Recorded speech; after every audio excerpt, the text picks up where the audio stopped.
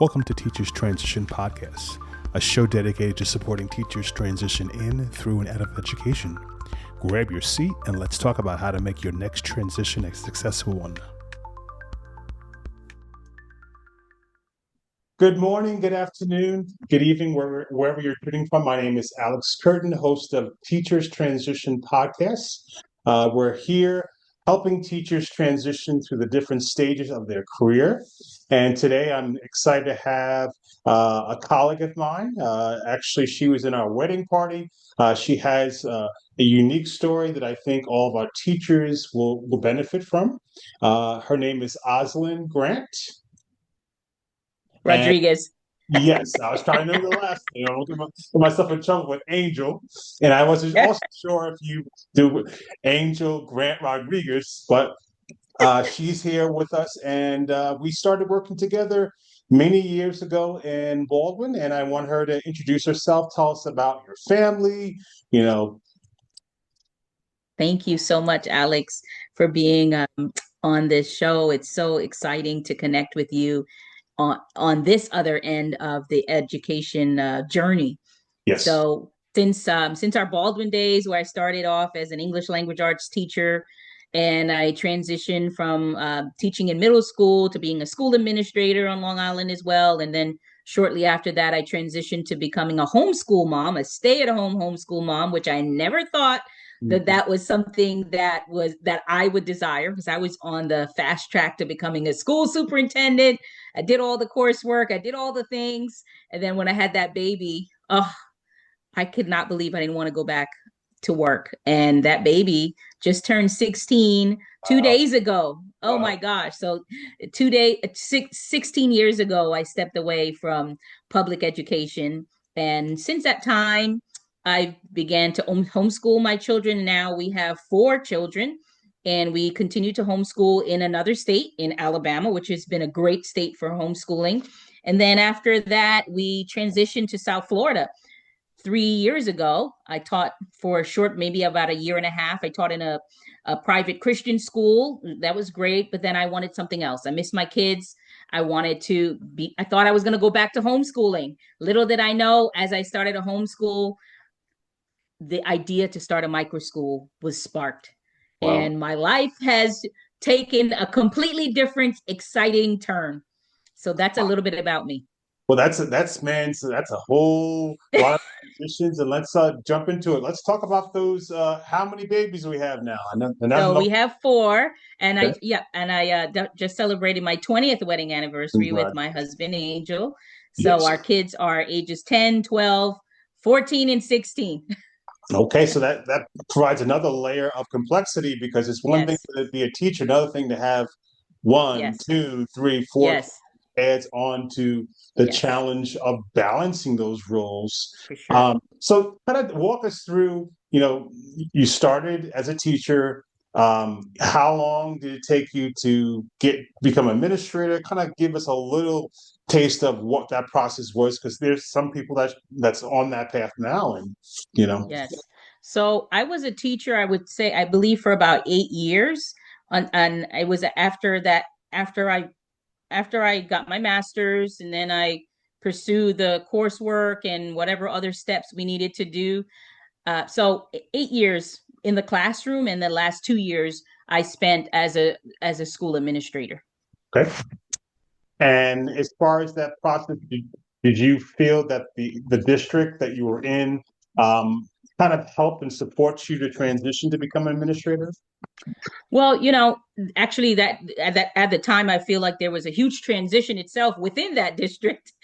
And for me, what I thought I wanted in the role of as an administrator was not what I expected.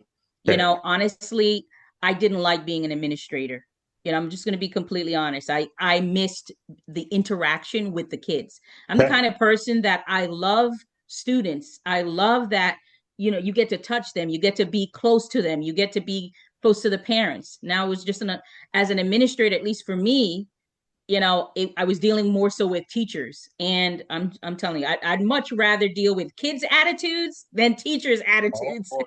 So, I quickly realized that this is not where I needed to be, Okay. for me personally. So I'm glad that I had that experience, and I was able to really, and I think it was I'm still thankful that I went through the coursework and I Yes. obtained the leadership experience, because I don't think anything is wasted. Sometimes you win, sometimes you learn. One of my favorite quotes by John Maxwell. So I still utilize those leadership experiences. It forced me and taught me how to interact with different different types of people, and also to see beyond my own classroom. I just thought every classroom was, not to be Pollyanna or anything like that, but I just thought that every classroom, they were probably doing the same thing that I might have been doing in my classroom. So being an administrator, it really did give me a wide vantage point, I would say, to see how people are doing it differently. Some positive and some not so positive. I just did not like what I saw in some of the classrooms. So that was a little bit discouraging for me as Okay. well. Just Okay. being transparent. I No, hope please. that's okay. We're teachers here, right? We're in the teachers' lounge, just chatting it up and just sort Yes. things out and try to understand, where things are in our lives and our careers. So that's definitely we want this conversation to be as authentic and Yeah. open as possible. No coating things because Yes. you know. So so after you transition from administrator, kind of talk us, what was the next step? What was the next transition after being an Yes. administrator? Well, since we since we're sharing here, you said we could be honest, but basically I was excessed from Okay. my position Okay. after I gave birth to my son, and I found myself in a position where I needed to make a transition. Mm. So I didn't set out to say, okay, I'm going to be a stay-at-home mom. So I was excess, and I was trying to, to see what could I do to utilize these universal teaching skills. I considered tutoring, but again, I had this baby, and at that point, I realized, what, it didn't make sense for me to pay all this money for daycare. I just said, you know what, I'm going to stay home with my child and enjoy being with him. And I didn't think that I would enjoy it as much as I did. So it sort of happened that way. I think it was a blessing in disguise. I think sometimes I believe God uses everything. Sometimes even the challenging times where you're not expecting. I thought I was on maternity leave and expected to go back to a job, and then my position was eliminated. So I Wow. found myself just trying to figure out how to navigate, and I'm thankful for that. That in the beginning I wasn't happy about it. No one, if no one would probably be thrilled about the experience. You have a job you're looking forward to Yeah. going back to, and then it's no longer there, and it's something completely new. I was working as a teacher from the moment I got out of college. I was offered a job during my internship, so that's all I knew. Yeah. So I didn't have another career. That was my whole career. So it was a transition for me to be a stay-at-home mom, the mindset. And from doing that, I even had to deprogram myself about what it meant to homeschool. At the time, I thought homeschooling was foreign to me. The only thing that coming from New York at the time, homeschooling was not very popular as much as it's popular here in Alabama, which I'm in Alabama right now. In I had a negative view of homeschooling. I mean, it was just like, oh, those are the weird people. Sure. That they're sheltered, they don't socialize, and they're just singing kumbaya on their with that on their guitar. I'm like, I'm not one of those people. The Sure. joke's on me, right? Because I Sure. love it Sure. now. I Sure. just don't have a guitar yet. Okay. So I transitioned to so we homeschool. We were homeschooling, my little apartment in on Long Island, and then we grew our family, had another child. And I said, listen, we have to find a place to live. So again, another situation that happened that forced a transition. Yeah. So we were looking for a place to live. We couldn't find any places on Long Island for our family. It's so expensive. We're on one income, and that's how we considered Alabama. Okay. Literally, we were going around in circles for over a year trying to find a house on Long Island, and we came to Alabama in one weekend. We found the house that I'm actually in right now. so it was one of those things. Again, sometimes I think we should learn to embrace those situations that maybe they're disguised as blessings. right? Yes. It may be an unfortunate, quote unquote, unfortunate situation that you're not expecting, but sometimes we, in hindsight, it's like, thank God, Yeah. because I would never have thought that this would be the path that I would choose. So Sure. so Alabama was a blessing for us, and we grew our family by two more children. And in that time, I was able to utilize my leadership experience. I became a director for a homeschool or organization called Classical Conversations, which is a huge global homeschool organization. So as I said before, nothing is wasted, right? I learned Yes. that the leadership experience from before, even some of the unpleasant experiences, they helped to shape me as a Mm. leader. So, you might not think you're going to use it then and there, but it might come back around where you'll have an opportunity to put it into practice. Yeah, I mean, right there, that's a lot of great nuggets, especially kudos to all those teachers that also moms, you know, um, that is a big undertaking to be a teacher, to be expecting, to be teaching, and then, have the baby, and then the challenge of I don't want to leave my baby, but then I'm trying to go back to work, and then I'm in excess. That's Yes. it shows the kind of resilience that you had to have, that you demonstrated because that's not easy. And of course, you mentioned about the homeschooling and also all of those leadership skills were transferable in a different environment. Yes. So I want to thank you for sharing that, and I think that's going to definitely help a lot of our listeners, especially moms. Kudos to all the mom teachers, mom leaders out there, because it's a challenge, it's complex. Yes. So I wanted to talk about Backpack International. This is, I know, one of your passion projects. Can you tell us what that's about, and because that's part of your transition too, because Yes. Yes, that is exactly that's one of the things that is near and dear to my heart. And in 2015, after I just had my fourth baby, I felt such a call to go back to Guyana, which is my birthplace. And she was about 4 months old at the time, and I had so many people telling me, "No, you don't take a newborn baby to a third world country. She's gonna get eaten alive by the mosquitoes." All these people tried to deter me. I said, "No, I'm bringing my baby." And at the time, I didn't know how important it was, and it was there that I would say I was how should I'm trying to put this the best way I can. I met with my life's purpose, if you Okay. will, Mm, because I thought what I thought, how we said sometimes things happen is like a blessing in disguise and yes. an unexpected present that to this day I cherish. So I thought I was going just for a reunion. It was my grandfather's 85th birthday party reunion. And while I was there, we had a very humble celebration.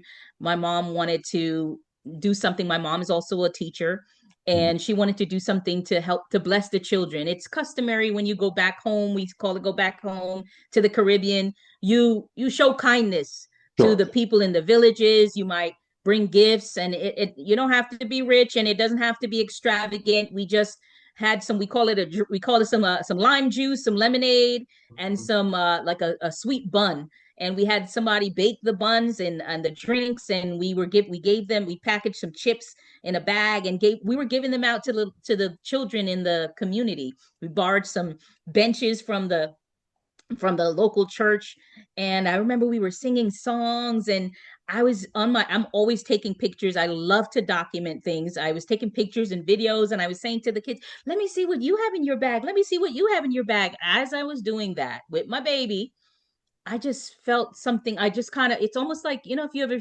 watch a movie and you're in a scene and then you draw yourself back a little bit and you see the bigger picture. It was like one of those surreal moments. It's like, Oslyn, wait a minute, look at all these kids here. You have your life in the United States. You got your kids, and you just forgot about all these other people. Mm, All these kids are here. Almost all of them running around barefooted. They don't have a whole lot, and they're so thankful. They don't have a playground around. And I don't know, for a moment, it was just a little glimpse. And I felt just a tug of my yes. heart, that I needed to do something to help the kids, because as I said, it was no one was begging or anything like that. But I saw that these kids lack their basic necessities that Yes. we take for granted, and I'm including myself.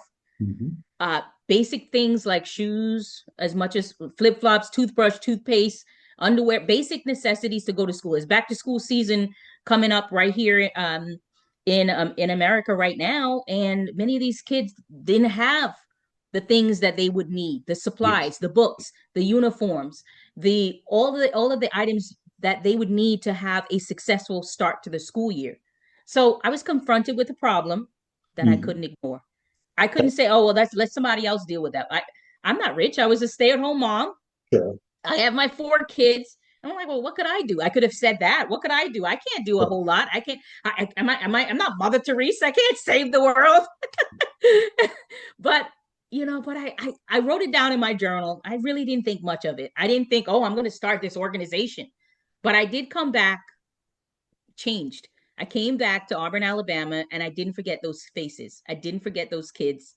I didn't forget that they were running around barefooted, and it was not by choice. My kids love to run around barefoot and mess up my house.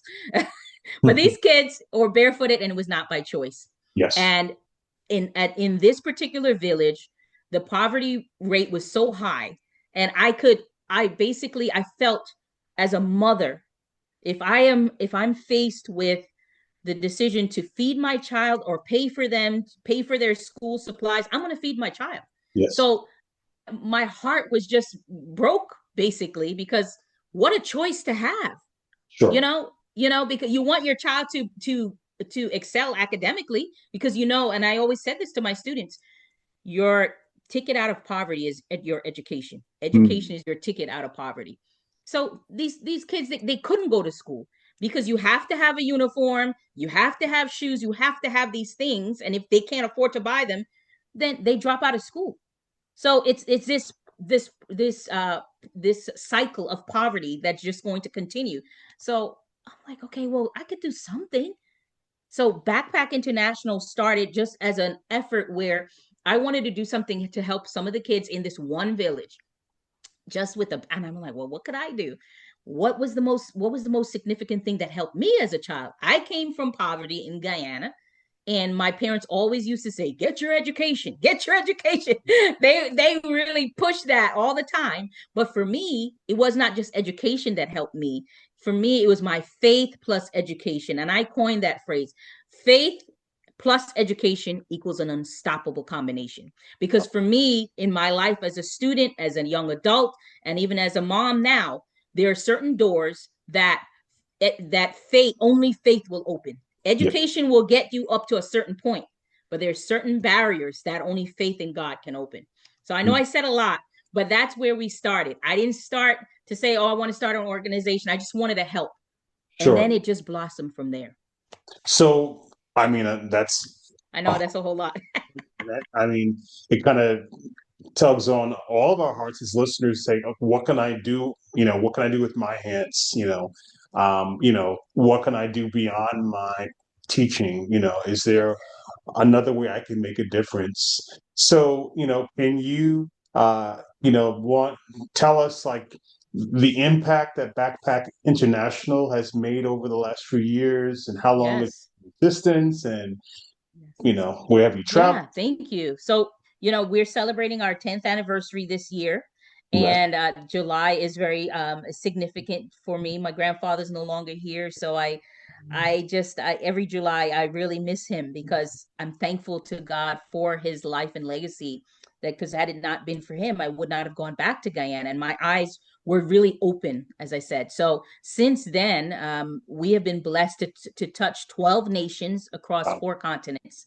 Wow. So initially, our name was called Backpack Guyana, because I was just thinking, oh, well, we're just going to help these people in Guyana. And shortly after that, we changed our name to Backpack International, because so this is not just a problem that's only in Guyana. In fact, we also help children in America as well. So Sure. charity begins at home, right? Yeah. So we've some of the countries that we've helped. We just actually had one of our teachers came back from the Philippines, so that's the newest country that we were able to impact. So we Okay. normally partner with a local church, or school on the ground. So we have boots on the ground. We don't just send backpacks to random places, right? Yes. We want to be able to have relationships with people and lasting relationships. And many of the countries where we've gone to, we go back to those same places year after year, and we may do a different project. So we want to, and we don't want to just be, just we want to have a real relationship with them. And what a joy it is to go back to some of those same villages, and you can see the growth, you can see the impact. And so that's been a tremendous blessing. And so we've, I lost count a little bit, but the last that I checked, we've helped over 3,000 children with Wow. providing them with backpacks, filling them with school supplies, not just backpacks, which has been a tremendous blessing through our partners and our friends. I know you guys have been partners of ours as well. One year we were able to send bicycles for the entire village Wow. of children. And that was so much fun. That was around Christmas time. So all the kids got brand new bicycles and helmets. And we've been able to, we were at one of our best projects. We were able to build a library, the first library in a village. Can you imagine not Wow. having a library in your community? Every community here that I can see here in America, there's a local library. Yeah. This village never saw a library. So Wow. that was amazing. Wow. Wow. I mean, let's just pause. That's a wonderful story and an amazing accomplishment. And thank you for the impact. Because, some people, you know, um, you know, some people might say, let's just give to this organization, which is great. But you took it a step further and say, I need to take on this charge.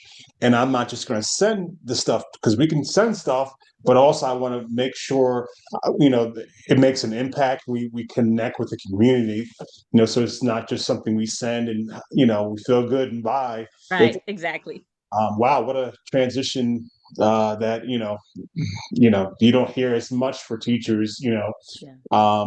so thank you for your efforts. And, I know we have teachers listening. If we have any corporate people or companies, where can they donate to this worthy cause? Yes, thank you. Our website is backpackinternational.org. We are a 501c3 organization as well. So for sure you can be tax receipted for your gift. And thank you in advance.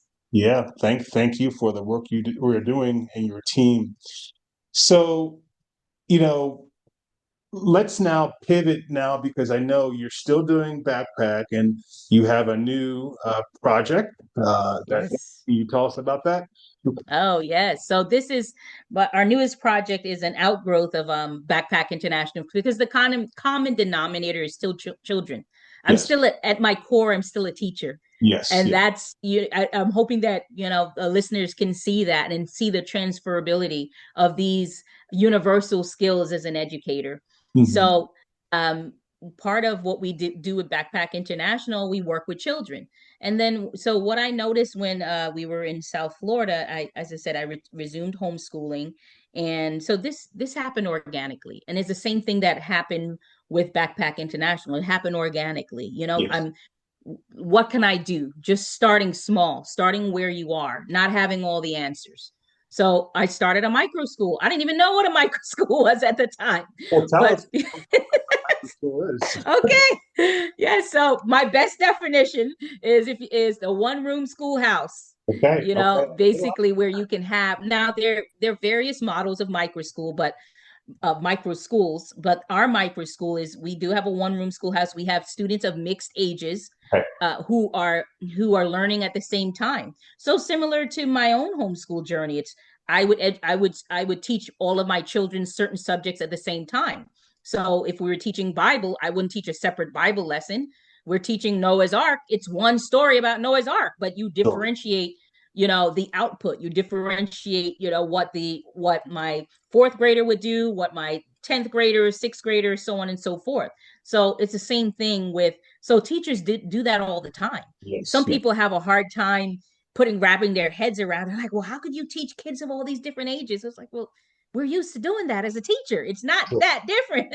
Yeah. So, you know, um, so I started this micro school about a year ago, and it's a faith-based micro school. So the wonderful thing is I'm a Christian, and even though prior to that I was in a Christian school, which was wonderful as well, I miss some of the autonomy. A micro school gives you an opportunity to customize your child's education, or to put on your own educational philosophy or approach. So if you as an educator, if you feel a passion towards music, for example, Sure. your school, you can design a micro school that basically at its core, it's you use music as the driving force, and Okay. you incorporate music in within all the other disciplines.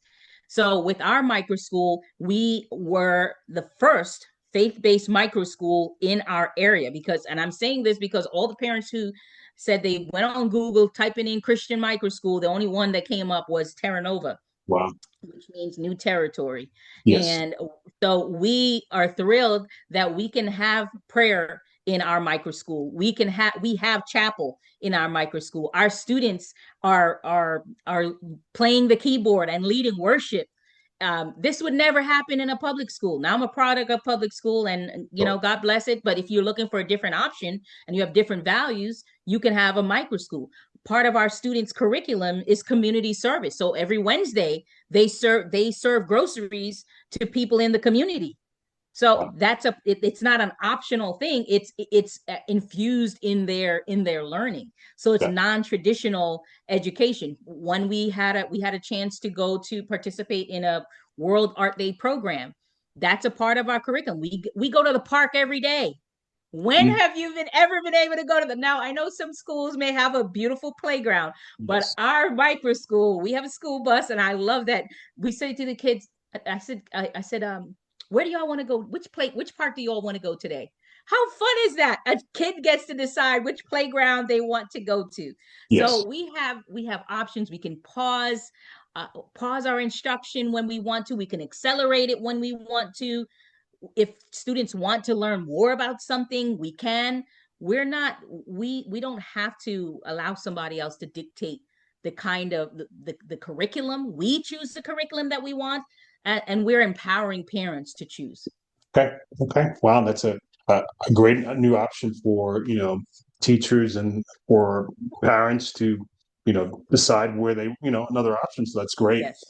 I know you kind of touched on this, but I want to ask this question. If there are any other elements, the question is, what gaps in global or local educational systems are you most passionate about addressing, and how are your organizations filling those gaps?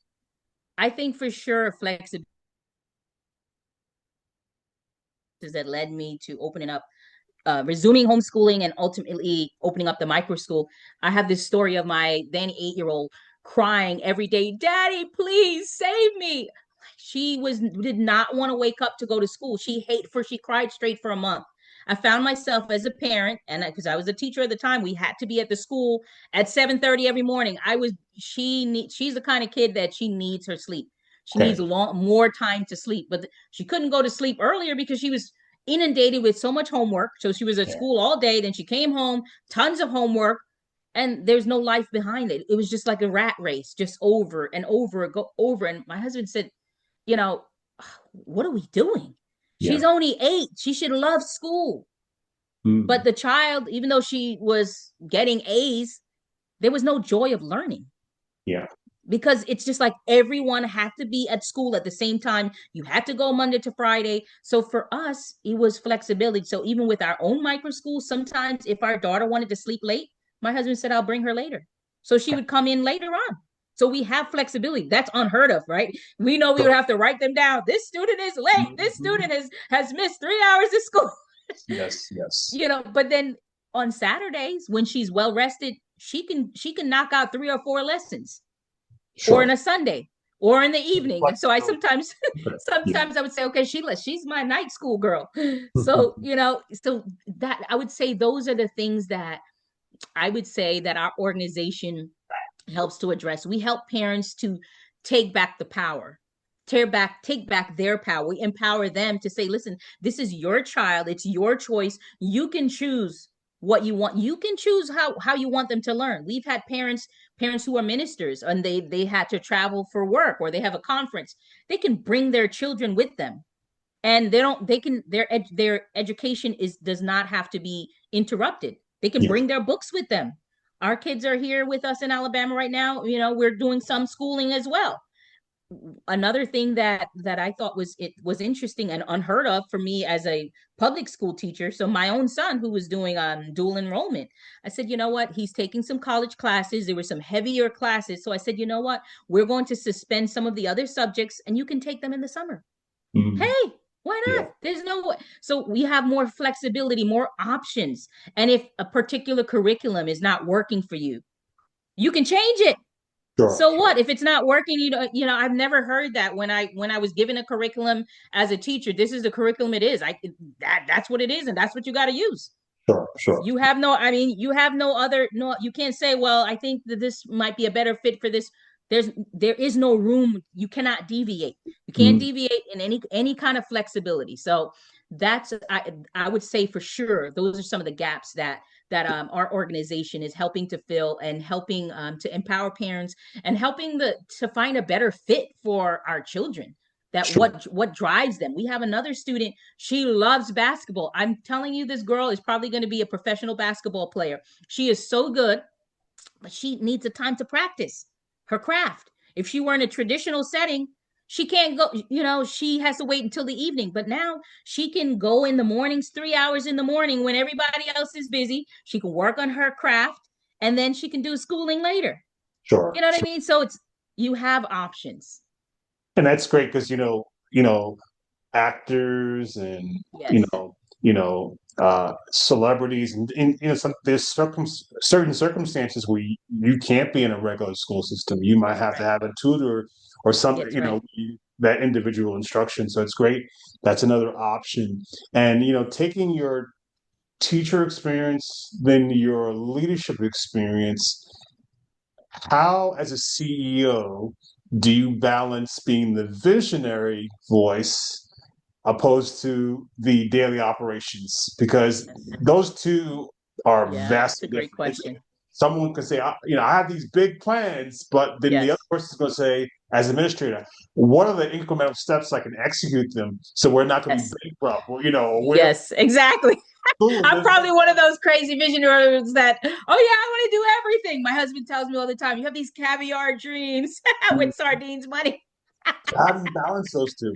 So, I think the best way that I could say, and I'm still, I'm not perfect at this, because it takes time when you're building something in the early stages. So in the early stages, a lot of it was me and still is me. But what I've learned to do is to empower those who are working with me to take Yes. on leadership roles.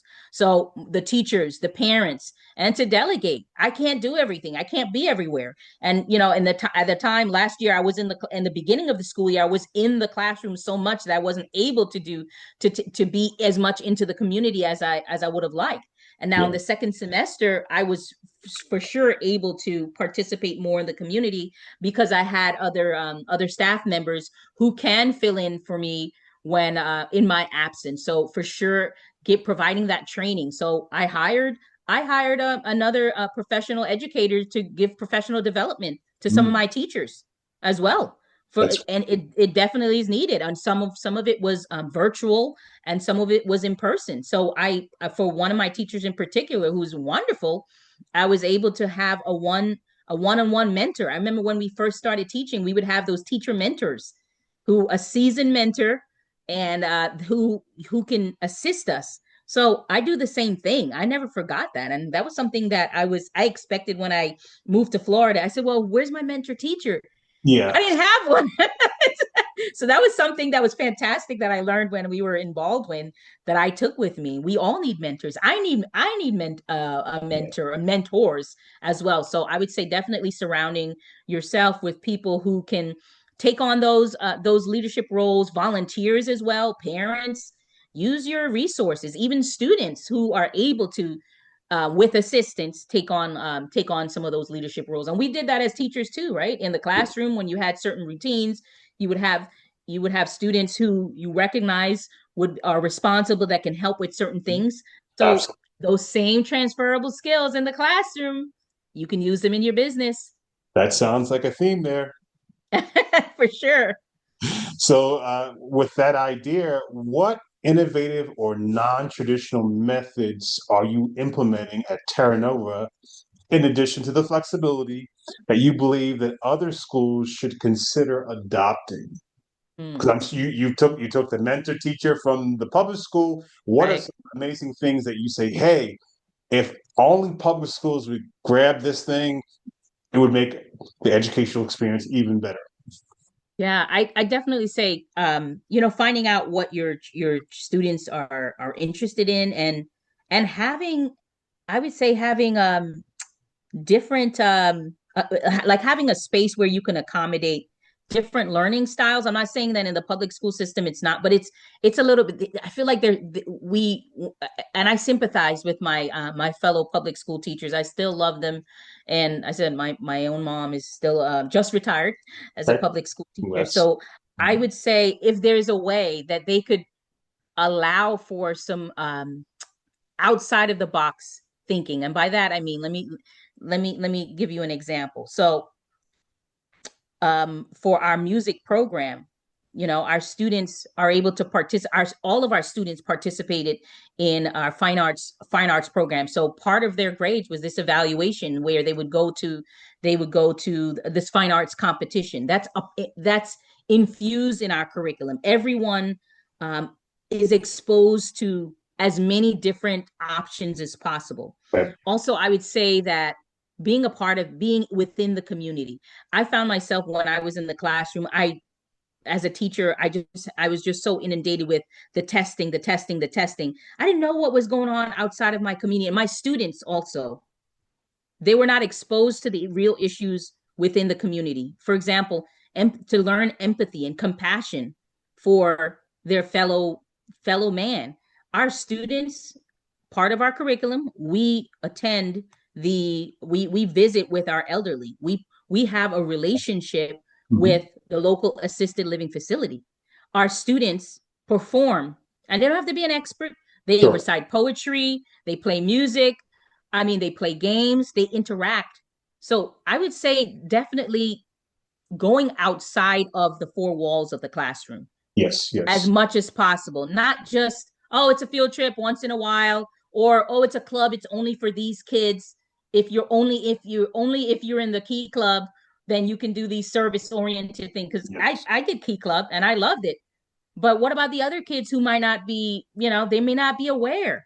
Sure. So I think for me, definitely be allowing people from the outside to be a part of the education. And the other thing, this was a complaint that I received from a parent. She said, I wanted to be a part of my child's education, but the school, they don't want me there. Mm. They don't want parental involvement. She said, I said, what do you mean? She said that they wouldn't they she said, I wanna be a part of it. It's like they make it harder for the parents to be involved. And Sure. this was not an isolated incident. It's almost like the schools feel threatened by the parents. I don't know. Or parents, some of the parents have explained that they have no concept of what their child is learning. A dad said to me, I want to help my kid, but I don't even know what they're learning. Right. So I would say for sure helping the parents to see the parents as a real partner. And I know that's something that we may say, because I said that as a public educator.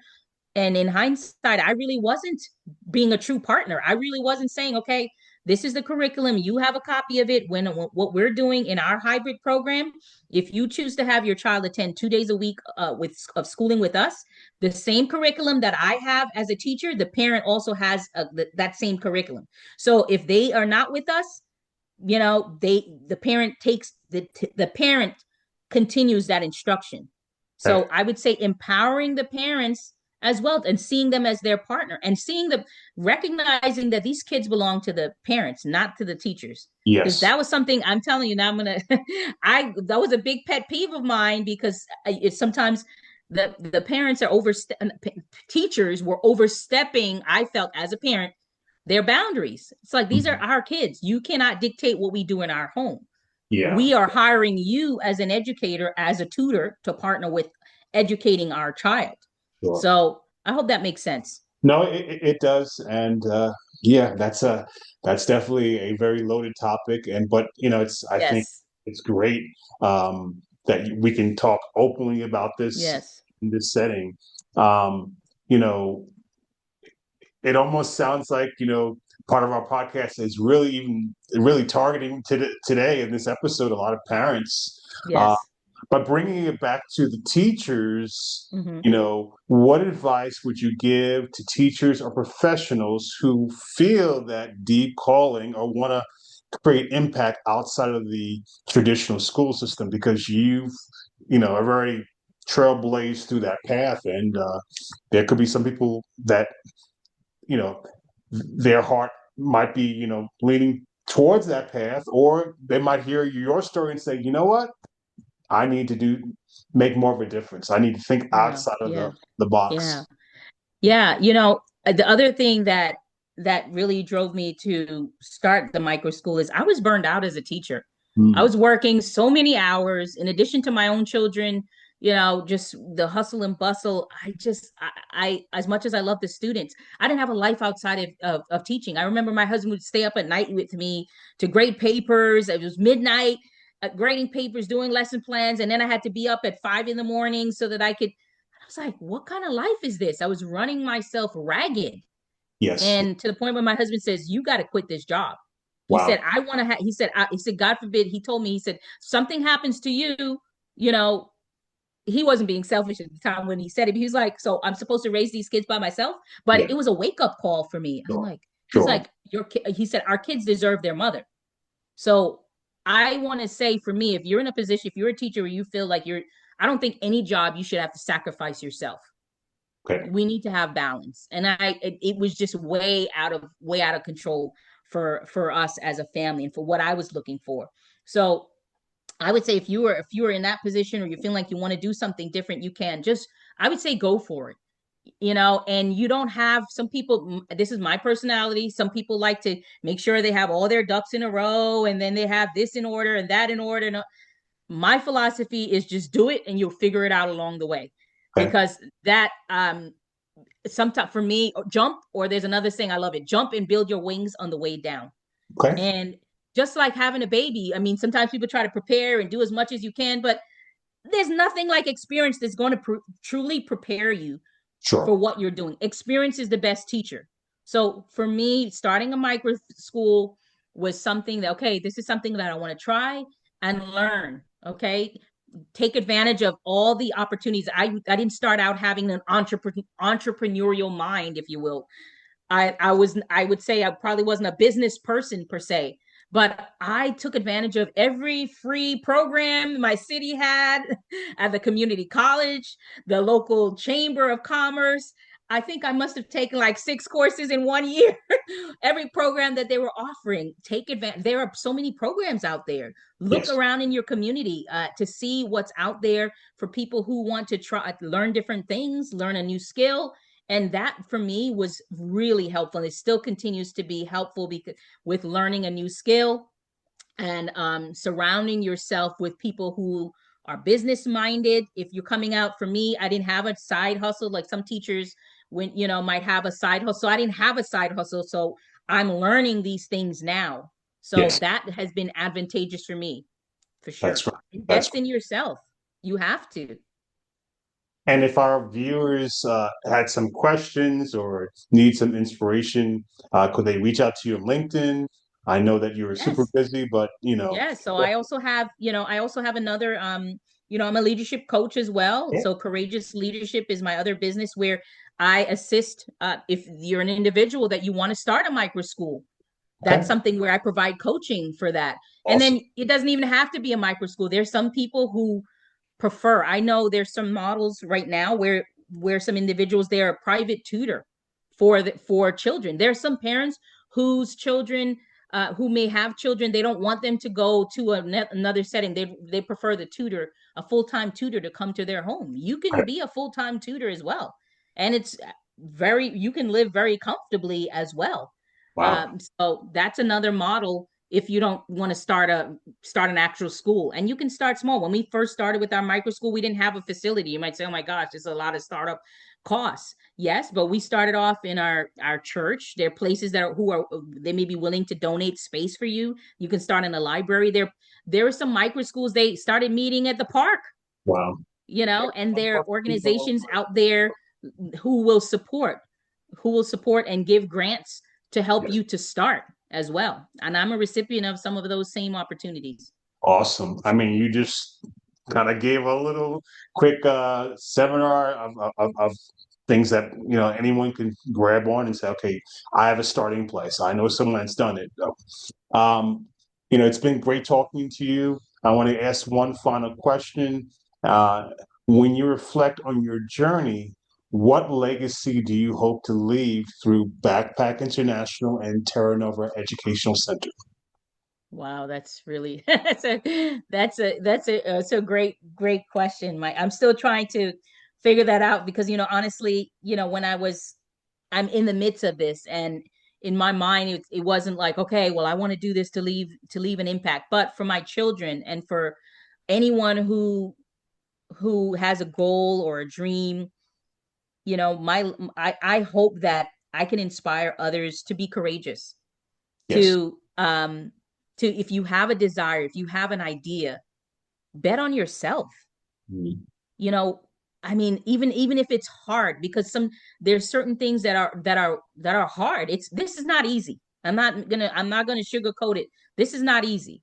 There's a lot of sacrifice, but nothing worthwhile is easy, right? Yes. So but it's worth it. I'm thinking about my own children, and and that was part of the impetus for starting this micro school, because I was thinking it was just about my own kids. And as I said, I'm a Christian, so I felt impression. Well, what about the other kids? Don't they deserve something beautiful too? Don't they deserve an opportunity to be their best? Don't they deserve an opportunity to have something different if it's not working for them?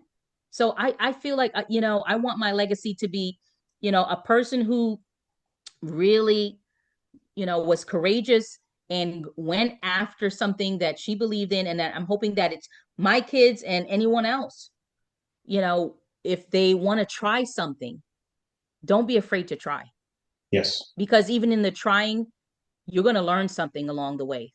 I mean, I've made a lot of mistakes, and but I'm learning from them, and I'm growing. And I'm not Yes. where I was a year ago when we first started. I mean, the same thing, babies, right? Babies fall a lot before they can start walking. But before you know it, you're gonna be able to stand strong and help somebody else. And the other thing that I want to be able to do is I want to extend that ladder for somebody else, Yes. to help somebody else along the way. So that's what I would like to do. I hope I answered that question. I No, think.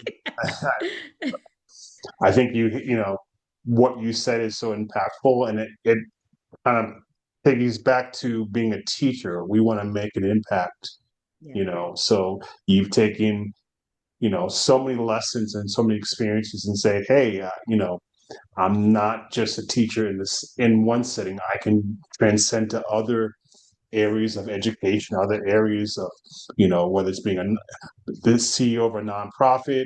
The sky's the limit. It's really Right. starting with my mindset. And in education, we talk about growth mindset. It's really starting with that and say, really, there's not too many things that's impossible. It's, what can I do with what I have? And am I going to be resilient enough to see it through? And also, how can I um, maximize from the people that are here to support me to help me reach my goal? So thank you so much for your insights today. And I know it's going to definitely help not only teachers. My mom actually is listening to this podcast, and she comments after everyone. And, Oh, wow. it's going to help, parents. It's going to help people that are homeschooling their kids to kind of give insight and encouragement. A lot of kids are about to go back to school, and a lot of teachers are about to go back to school, and parents are, teachers and administrators were wrestling with that whole production. So definitely hearing your story has been encouraging. So thank you for your time today. And thanks for joining us today. Please like, subscribe, and share this episode with a colleague. Keep learning, keep growing, and never stop believing in your impact, because you truly make a difference.